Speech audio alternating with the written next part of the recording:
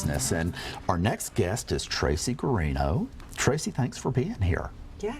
Yeah, Happy to be here today. So Tracy is a serial entrepreneur. Most recently, she was the CEO of ForceX, a quickly growing software company which she recently sold. She has a wealth of experience and success that she's going to share with us today. And, you know, again, thanks for being here. And absolutely. So what are a couple of things you would tell a new entrepreneur, like passion or whatever you would think?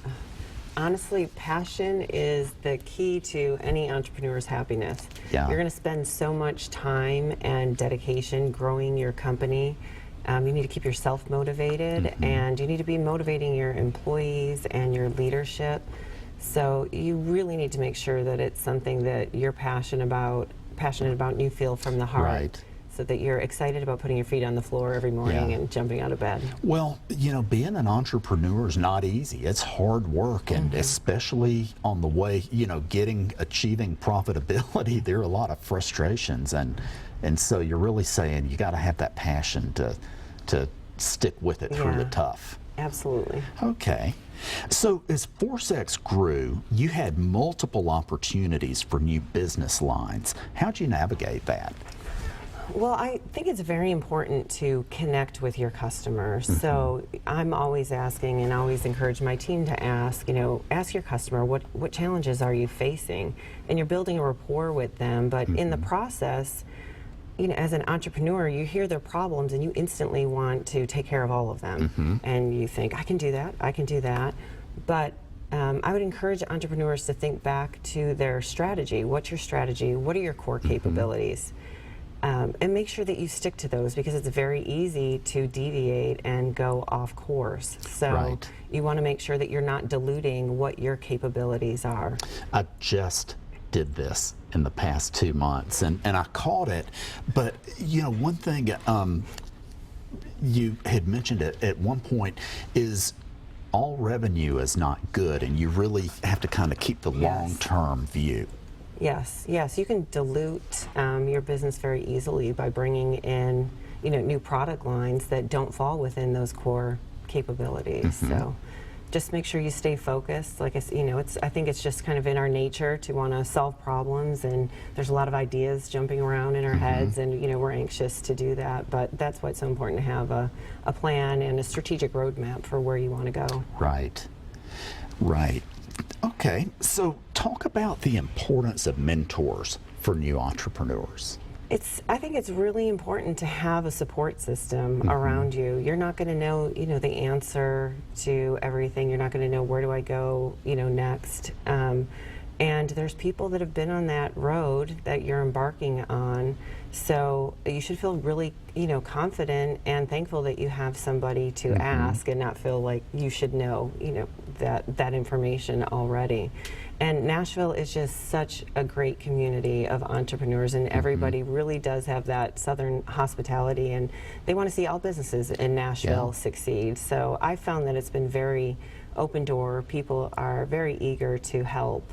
And it's also, you know, you need to stay motivated. Not every day is going to be a great, fun, wonderful day. So to have a sounding board, somebody that's been there and they know how you feel, and they motivate you and get you back on track, so that you can keep your leadership and your employees motivated and moving forward as well. And there's so many resources. You know, of course, SCORE is a resource. The Entrepreneur Center is awesome.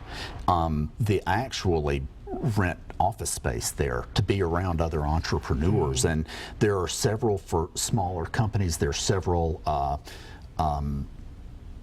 kind of, when you're not big enough to have your own board, they serve as each other boards. There are a lot here. So you spent 5 years working with entrepreneurs and small businesses with one of your companies. What were areas that you commonly, kind of having to go a little bit to the less positive aspects of being an entrepreneur, where did you see folks get in trouble? Well, again, everybody has ideas. Ideas are jumping around, and they're eager to get started, and they probably know, you know, where the revenue, who they're going to sell their product or service to. And I think with good intentions, they're very eager to get started, but they lack a well-developed business plan. And you really need to take the time early in the game before you get started to figure out where's the revenue coming, when is the revenue coming in? What are the costs now to start the business, get it up and running, and what are the costs over the long term to make sure it's sustainable and the flow of revenue? And then in looking at that, you can determine, do I need financing? Do I need investors? So many people end up going, putting their life savings into it, and they're really far along when they realize, oh, now I need to go and get some financing or some assistance. And had they done it early in the game, it would have saved, a lot of headaches. I think that, and also making sure you have the right people in the right position. Right, and we'll talk more about that. So when you're thinking about and I think one thing that I have seen cause a lot of trouble for some entrepreneurs is not realizing how long it takes to earn enough money to live on. And, I think of that kind of as a runway. And a lot of people run out of runway because they have to pay the bills before they're able to, make it happen for themselves. Right. Yeah, definitely. So when you think about a business plan, of course, that's a very complicated subject, and a lot of places it could go, but kind of at a high level, what are important parts in a business plan? I think it's knowing where your revenue is going to come from. Who are your customers going to be? Making sure that you talk to them and do some surveying, intel gathering, before you actually launch that new business. Know who your partners are going to be, know where your major costs and expense are going to come from, and how you can control those. And again, support system. I think you can get help developing a business plan. So talk to people that have done that before as well. Yeah, which is SCORE does that. You have said something twice, and I want to kind of pull that out because I think it's so important. And what you've said in so many words is the importance of understanding what your customers value.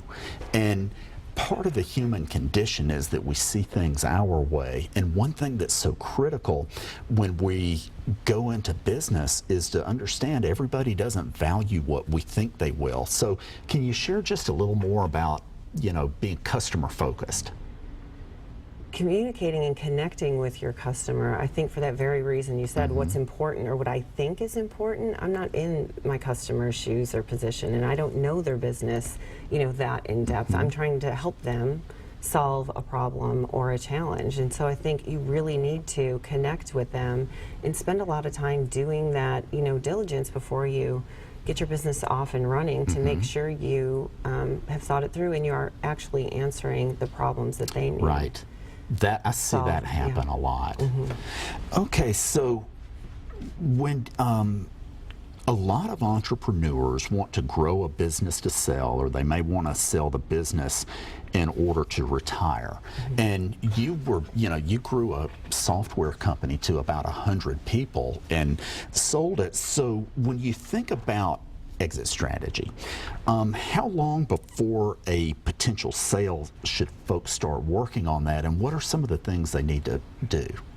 Well, it would be great if you knew as you were starting the business your exit strategy and plan, but sometimes people are just really truly doing it out of the passion that's in their heart, and it is, I would say, at a minimum 2 years. The sooner the better, but think of it like training for a marathon. You cannot get up and run the marathon without having the proper training, and selling a company is definitely a marathon. Right. You're spending the same amount of energy on day-to-day operations and taking care of your customers, and you can't let that lapse, and at the same time you're trying to prepare a company for a sale. So you really have to make sure that you're training for that, and you're having the people that you need in place, and building the team you need, and making sure that those key people understand the plan, because one way or another, whether it's through retirement or sale, there is going to be an exit strategy, and I think it's so much better if you can plan for it. You're going to have better success at the end. Okay, so in maybe 30 seconds, did you have a consultant or someone help you figure out how to navigate that? I had fabulous mentors. Okay. And then when the time was, necessary, and we started interviewing investment bankers. Okay. And we took the time to do that so that we were working with people that we felt happy and comfortable with. So you put the time. Okay. Yes.